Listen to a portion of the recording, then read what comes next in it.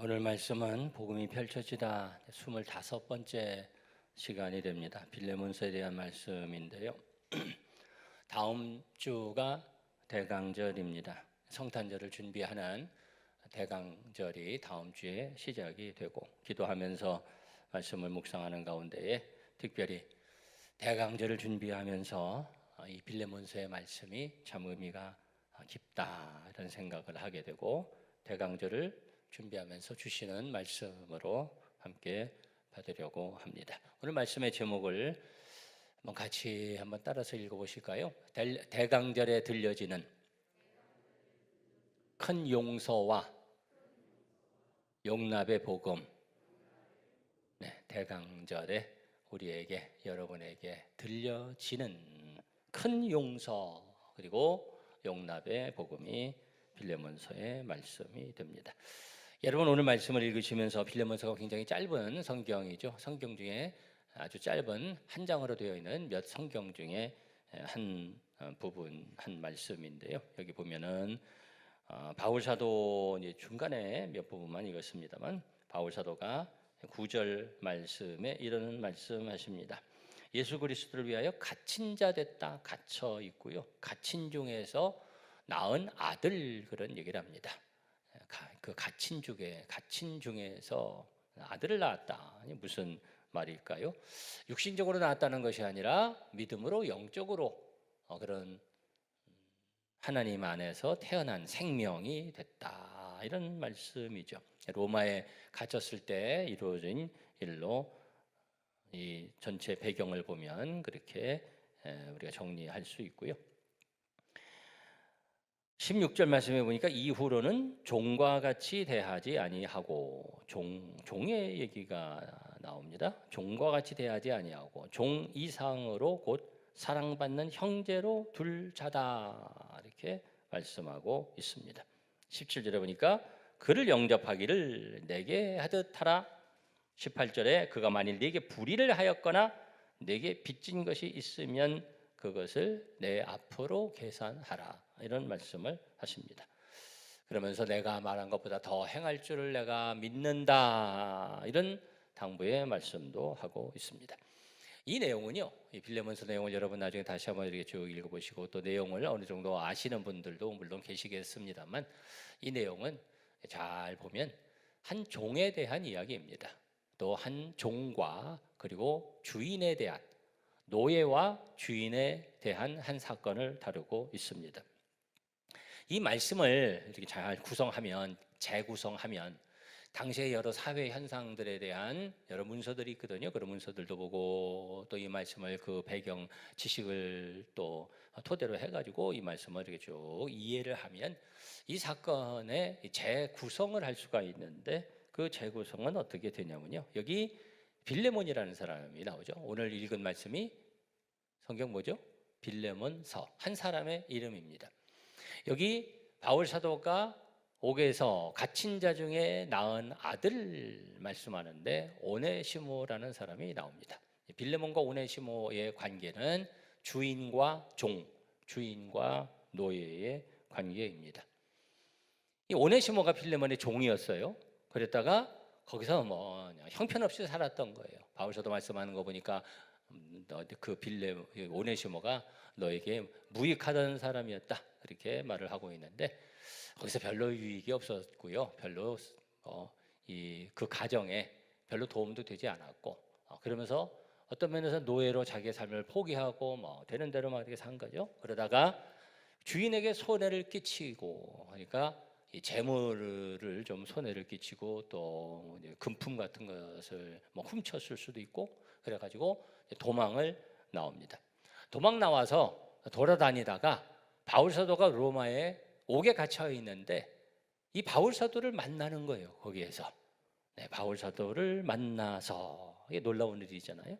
바울 사도를, 오네시모가 바울 사도를 옥에서 만나게 되고, 그리고 거기에서 이제 바울 사도를 통해서 예수님을 만나고, 그리고 새 생명을 얻게 되고 그의 삶이 새로워집니다. 그리고 대화를 하다 보니까 바울 사도가 이 오네시모하고 대화를 하다 보니까 오네시모 이제 과거에 대해서 들었을 거 아니에요. 그런데 이 오네시모의 주인이 누구예요? 빌레몬인데 그 얘기를 듣고 빌레몬이 주인이야?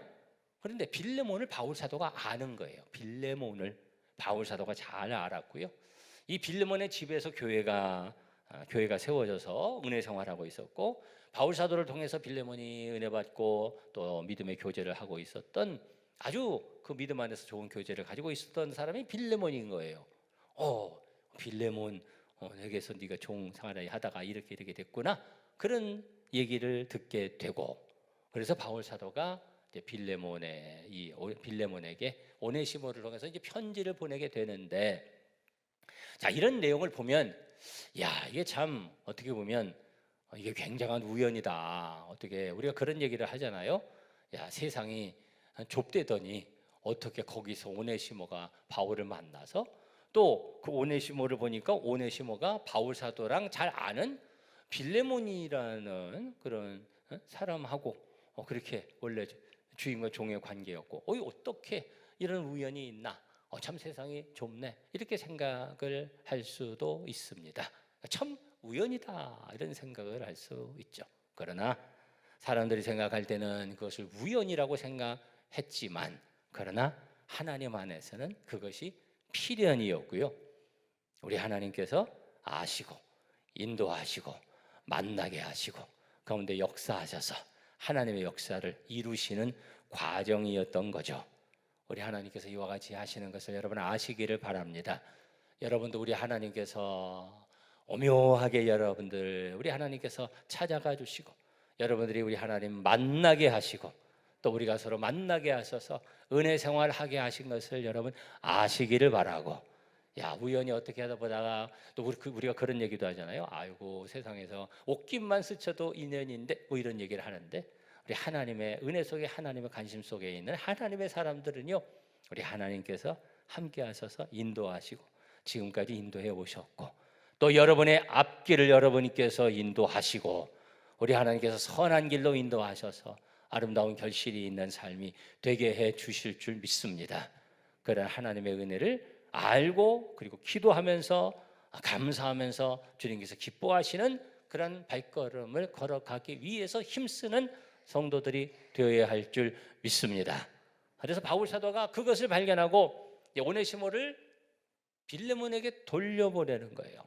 빌레몬에게 돌려보내가지고, 여러분 어떤 사람은 이 빌레몬서를 어떻게 생각을 하냐면은, 이것이 당시에 이 노예제도를 타파하고 사회 변혁을 일으킨 그런 강력한 메시지를 증거한다고도 말을 합니다. 여기 보면 이제 종이 자유자가 되고 이런 사건이 있거든요. 그렇게 말을 하지만, 근데 사실은 그런 노예제도 타파하고 사회 변혁을 일으키고, 그것이 여기 종이 도망을 나왔는데, 종제도라는 것은, 노예제도라는 것은 그렇게 바람직한 제도가 아니니까, 그러면 이제 자유자로 살고 돌아갈 필요 없고, 바울 사도가 그렇게 말한 것이 아니고요.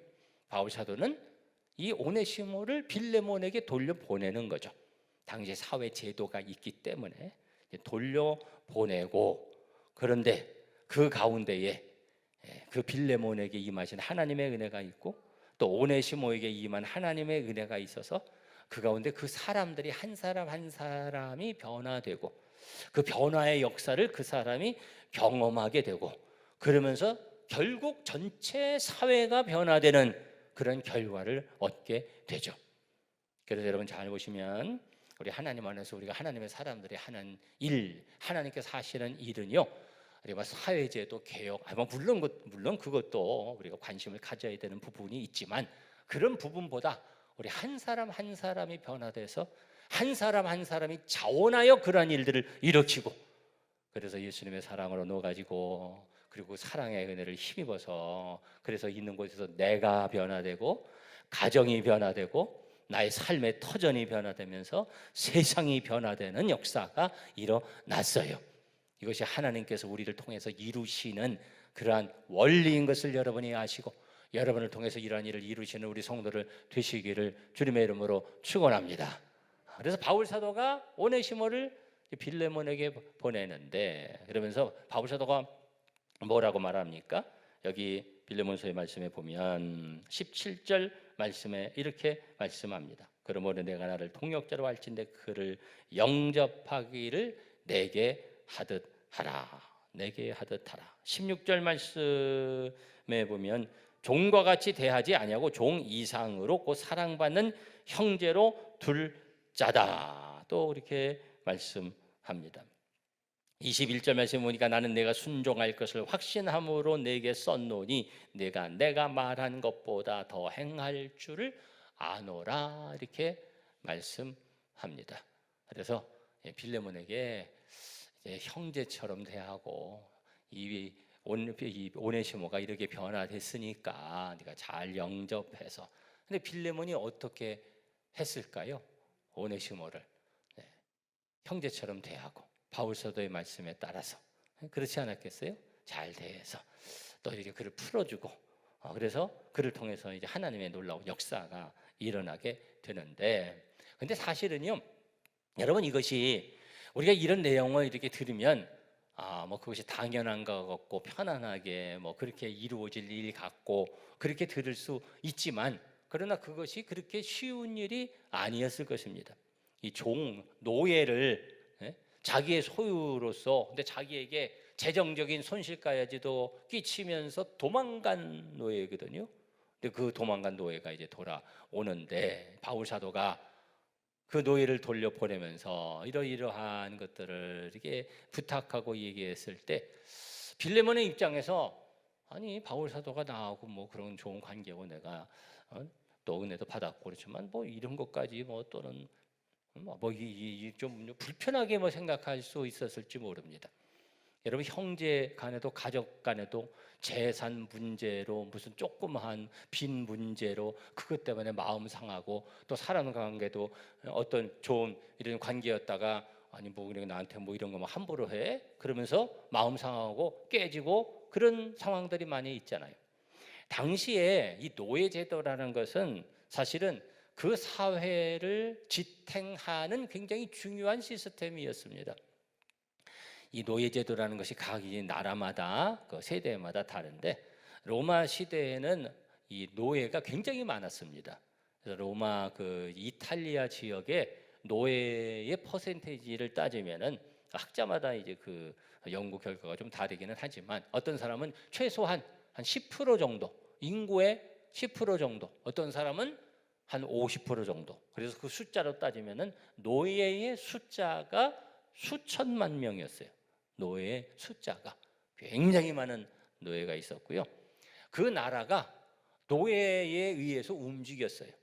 노예가 그 가정에서 자기의 그 생업도 또 자기 나름대로 그 생업도 유지를 하고 그래서 또 어떤 사업도 하고, 또 노예가 공부도 하고, 또 노예가 자기 나름대로 그 전문적인 직업도 가질 수 있어서 뭐 지식도 습득하고 직업도 가질 수 있어서 노예 의사도 많았고요.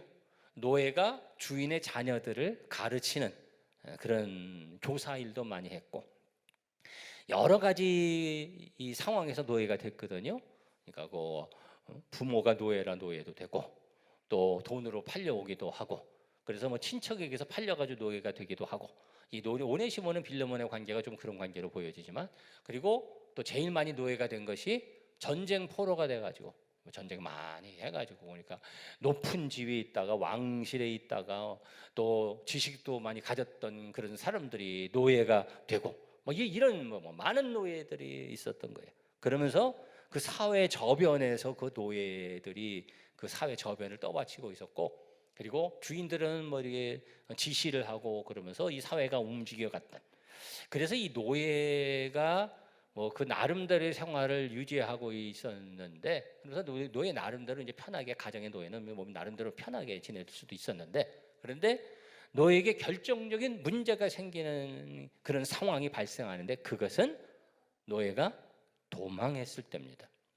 도망하게 되면 그때부터 노예가 뭐 거의 무슨 노숙자처럼 뭐 살기도 하고, 그리고 도망한 노예가 붙잡히면 그러면 뭐 고문도 하고 뭐 죽이기도 하고 뭐 그의 권리가 아무것도 없는 거예요. 그럼에도 불구하고 어떤 노예는 그 가정에서 나름대로 뭐 그런 대로 잘 살다가도 자꾸 도망가려고 하는 거죠. 의식이 있는 노예는 무엇 때문에?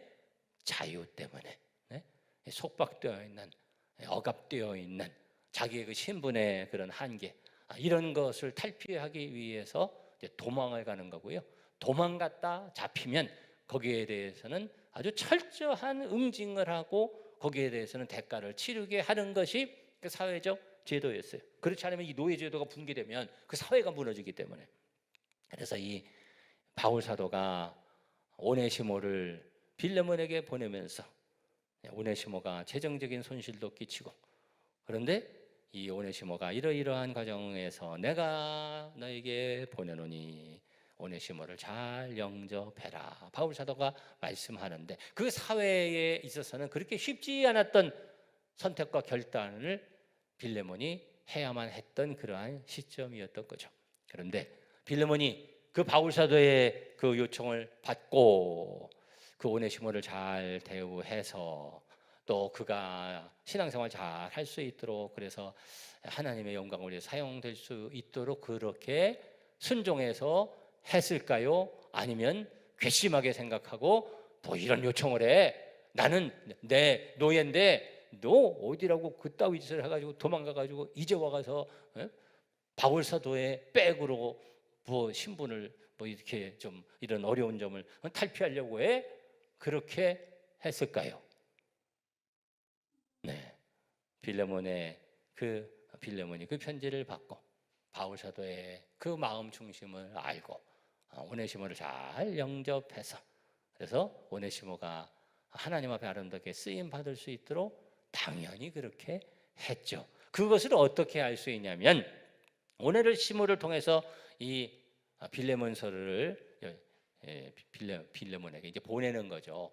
그러니까 그것을 빌레몬이 받고, 그리고서는 괘씸하게 생각했으면 이게 뭐야, 그리고서는 편지도 없애버리고, 그리고 그냥 오네시모를 뭐 벌하고 막 그랬을 거 아니겠습니까? 그러나 이 편지가 전달되고 또 좋은 결과가 있었기 때문에 이 편지가 남아서 이 편지가 성경 안에까지 들어오게 되고, 할렐루야, 좋은 결과가 있었기 때문에 빌레몬이 이 바울 사도의 요청을 받고 거기에 순종해서 그거보다도 더한 거죠. 바울 사도가 기대했던 것처럼 그거보다 더하게 된 거거든요.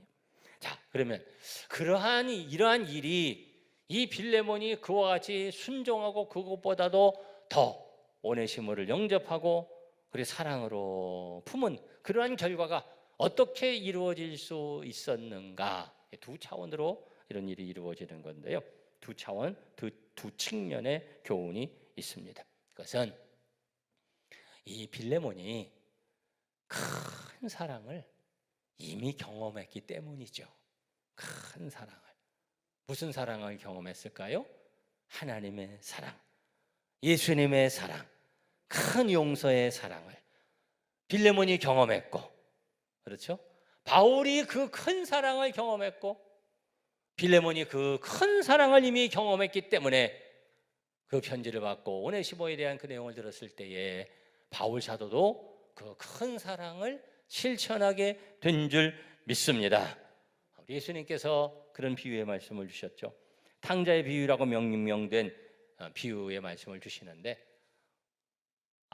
둘째 아들이 있었잖아요. 첫째 아들이 있고 둘째 아들이 있는데, 둘째 아들이 아버지에게 재산 주세요 그래가지고 그 재산을 가지고 나가가지고 다 그냥 낭비하고, 그래서 마지막에는 어떻게 됩니까? 비참한 상황이 되죠. 그리고 그 아들이 말하는 것이 뭐냐면, 돼지 먹는 열매도 같이 먹지 못해가지고 돼지 먹이도 잘 먹지 못해가지고 돼지하고 같이 뒹굴면서 그가 고백하는 것이 처절한 고백을 하죠. 내가 여기서 죽게 되었구나, 죽게 되었구나 고백을 하죠. 그러면서 내가 아버지 집에 가리라, 아버지 집에는 나보다 더 상황이 형편이 나은 종들이 많은데 내가 아버지 집에 가리라 하고서는 거기서 떨치고 일어나서 그래서 아버지 집으로 가죠. 우리가 그와 같이 죄악 가운데, 사망 가운데, 어두운 가운데 죽을 수밖에 없는 그러한 상황 속에 있었는데 돌이키는 것이 회개인 줄 믿습니다. 돌이켜야죠. 돌이키지 않으면 역사가 일어나지 않죠. 예수님께서 그 비유를 주시는 거죠. 그래서 그 아들이 돌이켜 아버지 집으로 가니까 그 아버지가 거리가 먼데 아들이 오는 것을, 그 아들이 그 전에는 뭐 아주 그냥 얼굴에 그 귀한 집 아들 같았을 거 아니에요. 옷도 잘 입고. 그런데 그냥 남루한 그냥 다 찢어진 그냥 거린이 된 거죠. 노숙자가 된 거죠. 근데 아들이 참 멀리 오는데 아직 거리가 먼데 그 아버지가 그 아들을 알아보고 달려가서 그 아들을 끌어안고 환영하고 옷을 벗기고 그리고 깨끗이 씻겨서 좋은 옷을 입히고 금가락지를 끼고 송아지를 잡아서 잔치를 하였습니다. 할렐루야. 우리 하나님의 사랑이죠. 우리가 그것을 알아야죠. 우리가 그와 같이 죄악 가운데 빠져서 누추하고 더럽고 죽을 수밖에 없는 그런 영혼이었는데, 여러분 그러한 여러분의 모습을 아세요? 그러한 영혼이었는데, 영혼이 죽을 수밖에 없는 죄악 가운데 빠져있는 우리들이었는데 우리 하나님께서 크신 사랑으로 우리를 맞아주시고 품어주신 줄 믿습니다. 그 사랑을 바울이 경험했고요, 그리고 빌레몬이 그 큰 사랑을 경험한 거죠. 그 큰 사랑을 경험해서, 그래서 그 다음에 이제 두 번째 차원이 나오는 건데, 그 큰 사랑을 경험한 사람이 어떻게 하는 거예요? 그 큰 사랑을 실천할 수 있는 줄 믿습니다. 그래서 탕자의 비유에 보면은 그 아들이 이렇게 돌아오죠. 그 아들이 돌아와서 아버지가 환영하고 사랑으로 품고 다 용서하고, 아버지 제가 용서받을 수 없습니다. 저는 죄인입니다. 내가 너를 용서한다. 다 용납하고 그 아버지의 큰 사랑으로 용납하죠. 하나님의 사랑이죠. 그런데 그 다음에 장면, 두 번째 장면이 나오잖아요. 그 두 번째 장면이 여러분 아십니까? 큰아들이 들어오네. 큰아들이 들어와가지고 풍류 소리, 막 잔치 소리, 뭐 음식 소리 뭐 이렇게 나고, 얘 뭐야? 지금 이런 일이 일어나서요. 이렇게 해서 주인께서 이렇게 잔치를 벌이셔. 그래? 그러니까 그 큰아들이 화가 나가지고, 아버지 저를 위해서는 염소 새끼 한 마리도 잡아주지 아니하시더니 집을 나가가지고 가산을 탕진한 동생이 돌아오니까 이렇게 하십니까? 그래서 막 어이구 막 불만을 표출하는데, 아버지가 아이고 얘야 너 왜 그러니? 얼마나 그 아버지 마음이 안 좋겠어요. 너는 이 모든 것이 다 네 것 아니냐? 그렇지 않아요? 그런데 너 그거 가지고 지금 마음이 상해서 그래? 아버지가 안타까워 하셨다는 거잖아요. 그 비유에 깊은 여러 가지 뜻이 있는데, 우리가 그 사랑 받았잖아요. 그 큰 사랑을 받았고, 그래서 예수님께서 말씀하시는 거잖아요. 그런 나쁜 마음은 품으면 안 된다. 우리가 모든 사람을, 우리가 그 큰 사랑으로 하나님의 용서를 받고 용납을 받았기 때문에 우리가 그와 같은 영혼들 모두 품고, 또 용서할 것은 용서하고, 막 용서할 게 뭐가 있겠어요? 우리 그 받은 사랑, 은혜 생각하면 용납하는 우리 성도들이 되어야 할 줄 믿습니다. 그래서 예수님께서 또 말씀을 하시는 거예요. 베드로가 예수님에게 물어봐요. 예수님, 형제가 내게 죄를 범하면 몇 번이나 용서해 줄까요? 7번씩이나 할까요? 7번, 되게 많이 하는 것처럼 그렇게 묻습니다. 예수님께서 뭐라고 대답하셨어요? 7번이 아니라 7번을 70번까지라도 해야 된다. 무슨 말씀이에요? 끝없이 용서해라, 끝없이 용서해라 하는 말씀입니다. 그러면서 이어서 예수님께서 비유의 말씀을 주시는데, 바로 이어서 주시는 비유의 말씀이 이거예요. 한 종이 있는데 그 왕 주인에게 결산할 때 보니까 큰 빚을 졌다. 이거는 도대체 어떻게 해결할 수 없는 빚을 졌는데 그 금액이 10,000달란트. 그거는 뭐 엄청난 금액입니다. 10,000달란트라는 것은 뭐 수십억, 수백억이 될 수 있는. 근데 여러분 국가에서나 무슨 어떤 정부에서 뭐 이렇게 일을 하다 보면 뭐 그 정도, 뭐 사업하다 보면 그 정도 뭐 이렇게 손실을 낼 수도 있잖아요. 이거는 뭐 감당할 수가 없는 거예요. 그런데 이 종이 그거를 이제 뭐 어떻게 갚을 수가 없으니까 그 주인이 그 종에게, 너 이거 갚기 전에는 절대로 감옥에서 못 나온다 하고서는 다 갚고, 그리고 이거 다 해결하기 전에는 감옥에서 못 나온다고 해서 이제 형벌을 내리는 거예요. 그러니까 그 종이 그 주인에게 아주 그냥 간절하게 호소를 하죠. 주인이시여, 제가 잘못했습니다. 제가 실수했습니다. 제가 이거 꼭 갚겠습니다. 그렇게 호소를 하는데 그 호소가 주인의 마음을 움직인 거예요. 그래서 주인이 그래, 내가 다 탕감해 준다. 주인이 다 탕감해 준 거예요. 우리가 그런 은혜를 받은 줄 믿습니다. 엄청난 것을 10,000달란트, 갚을 수 없는 금액, 그것을 주인이 다 탕감해 준 거예요. 그런데 이것이 이제 첫 번째 씬이잖아요. 첫 번째 장면인데 그 종이, 예수님이 그 비유의 말씀을 계속해서 주시는데 나가다가 자기하고 같은 일을 하는 그런 일꾼을 만났어요. 그런 관원을 만난 거예요. 그 종을 만난 거예요. 만났는데 그 종을 보니까 그 사람이 자기한테 빚진 게 있어. 얼마를 빚졌냐면요, 100데나리온. 100데나리온이라는 것은 가치가 딱 나오는 건데 100일 일하는 금액. 그러니까 예를 들어 하자면 1,000,000원이나 뭐 1,000,000원 좀 안 되든가 뭐 이렇게 그 정도 금액을 빚진, 크면 큰 거죠. 여러분 1,000,000원이 작습니까? 1,000,000원 빚진 종 만나니까. 근데 자기는 얼마나 지금 탕감받았어요. 엄청난 걸 탕감받았는데 죽을 뻔하다가 살았는데 그 사람 보니까 내 돈 생각난 거예요.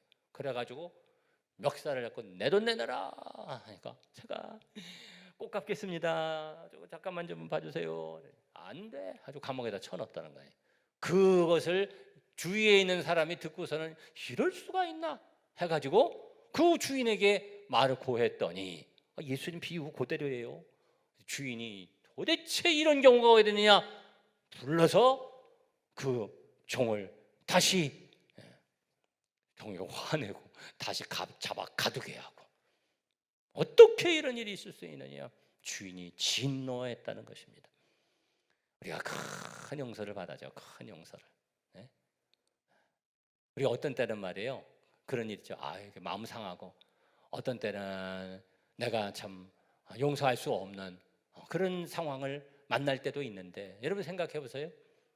우리 하나님께서 우리를 용서하신 것은, 우리의 모든 죄를 용서하신 것은 10,000달란트와 같은 우리가 어떻게 해결할 수 없는 엄청난 것이잖아요. 그런데 어떤 사람이 나에게 뭐 잘못한 것이나 또 나에게 상처 준 것이나 그런 것은 아무리 크더라도 이건 절대 용서 못해, 이런 건 절대로 용납 못해 한다고 할지라도 그것은 아주 적은 부분에 한정됩니다. 그렇죠? 그것은 적은 부분에 딱 한정되는 거예요. 우리 하나님께서 우리를 용서하신 것은 감당할 수 없는 모두를 용서하시고 용납하셨고, 우리가 어떤 가지고 있는 그런 감정적인 거 좋지 않은 것은 아주 적은 부분에 불과한데 예수님이 그 말씀하시는 거잖아요. 그건 너희가 용납하지 못하느냐. 여러분, 그 큰 사랑받고 큰 용납의 은혜를 받은 우리는 어떠한 경우에도 우리가 기도하고 은혜 받으면 다 용납하게 되는 줄 믿습니다. 그래서 여러분, 어떻게 보면은요, 우리가 하나님의 사랑과 용서를 받은 거는요, 그것은 과거 쪽으로 더 강해요. 우리 미래의 것도 다 우리 하나님 용서해 주시는 거지만 과거 쪽에 우리가 받은 은혜로 강하고, 우리가 용서하는 것은 미래에 주실 은혜에 더 관련성이 있습니다. 그것은 무슨 말씀이냐면, 그렇게 용서 받았으니까 용서를 해야, 그래야 그 주인의 은혜 속에 더 사는 거거든요. 그래서 예수님께서 말씀하시는 거죠. 기도를 가르쳐 주시는데 뭐라고 기도를 가르쳐 주셔요? 우리가 우리의 죄를 용서한 것 같이 우리의 죄를 용서하여 주시옵고. 우리가 그 기도하는 거잖아요. 예수님이 그 기도 가르쳐 주신 거거든요. 이것이 우리의 미래의 은혜에 대한 부분입니다. 우리가 용서하지 않으면 우리 하나님께서 우리에 대해서 어떻게 보시겠어요? 우리가 너무나 큰 은혜를 받았는데, 그러니까 우리의 적은 부분들 다 적은 거예요. 그거는 용서하고 용납하는 것이 합당한 줄 믿습니다. 우리가 이런 은혜를 누리기 위해서는요, 우리가 의지적으로, 감정적으로, 우리의 지식적으로, 우리의 감정적으로, 우리의 의지적으로 그런 일들이 이루어져야 되는데, 그냥 기분으로 좋으니까 좋고 안 좋으면 싫고 밉고 그냥 어떤 때는 너무 좋고, 감정으로 되는 것이 아니라 하나님의 사랑을 아는 거죠. 예수님의 사랑을 아는 거죠. 그리고 말씀을 알아야죠. 예수님의 사랑이 이렇구나. 자꾸 알아야죠. 자꾸 깨달아야죠. 그렇구나. 그 큰 사랑, 그리고 그 사랑이 우리 가운데 임하고 체험되어져야 됩니다. 그래서 우리의 마음이 부드러워지고 열려지고 녹아지고 그 사랑의 은혜를 체험해야죠. 그래서 그것이 쉽게 말하면 은혜 받는 거예요. 여러분 은혜가 충만하시기를 바랍니다. 그래서 은혜가 없으면 용서와 용납이 안 돼요. 은혜를 충만히 받으면 이게 용납이 돼요. 근데 마음이 열려지고 우리 은혜를 받아서 주님의 사랑을 알고 그리고 은혜를 받아서 내 속에 그 사랑이 임하고 그래서 마음이 열려지고 그리고 뭘 해야 되냐면 의지적으로 사랑해야 됩니다. 사랑하고 용서하고 용납하고 다가가서 손 내밀고 그 가운데 우리 주님께서 기뻐하시는 그런 삶의 모습이 우리 가운데 이루어지는 줄 믿습니다. 빌레몬이 그렇게 한 거거든요. 바울사도가 그것을 요청한 거거든요. 그렇게 할 때에 놀라운 기적의 역사가 일어납니다. 그래서 오네시모가 말이에요, 자기의 삶이 완전히 그냥 망가진 삶이잖아요. 무익한 삶이었잖아요. 그런데 예수님 만나고 그 전에 뭐 재능이 좀 있었을 수도 있어요. 그런데 자기 삶 다 포기한 거죠. 막 가는 삶이었죠. 그런데 예수님 만나고 바울 사도의 그 사랑 또 체험하고 그리고 빌레몬의 사랑을 체험하고 그리고 변화됩니다. 변화돼 가지고. 그래서 여러분 교회 역사에 보면은요, 오네시모라는 사람이 나오는데 여기 성경에 오네시모 나오잖아요. 다른 데는 안 나와. 다른 데는 오네시모라는 이름이 안 나와요. 특별한 이름입니다. 다른 데 이름이 나오는데 여러분 성경에 나오는 이름들을 잘 봐야 될 필요가 있는데 그냥 쓰여진 것이 아니라 구레네 시몬이라는 사람도 보면은 대단한 교회 역사 인물이었고요. 사도행전에 보면 마술사 시몬이 나오는데 그 마술사 시몬이 이단의 원조였다는 아주 흉측한 사람이었어요. 그것이 교회 역사에 기록이 되어 있고요. 그 이름이 딱 나오는 거예요. 네? 또 우리 지난 시간에도 보면은 이단의 괴수가 됐던 한수 집사 한 사람에 대한 그 이름, 그것이 흔한 이름이 아니다 이런 얘기를 나누는데 그 이름 굉장히 중요한데 오네시모라는 흔치 않은 이름이 교회 역사에 나오는데 그 사람이 누구냐면 이그나티우스라는 유명한 감독이 있습니다. 이그나티우스라는 감독이 순교합니다. 순교당하기 위해서 끌려갑니다. 끌려가다가 서머나 지역에 다다랐는데 거기에 에베소에 있는 성도들이 찾아와서 몇 사람들이 찾아와서 에베소의 감독과 함께 이그나티우스를 면접합니다. 그리고서는 권면하고 그리고 이그나티우스가 힘을 얻고 감사해서 그 다음에 그 에베소 교회에 편지를 씁니다.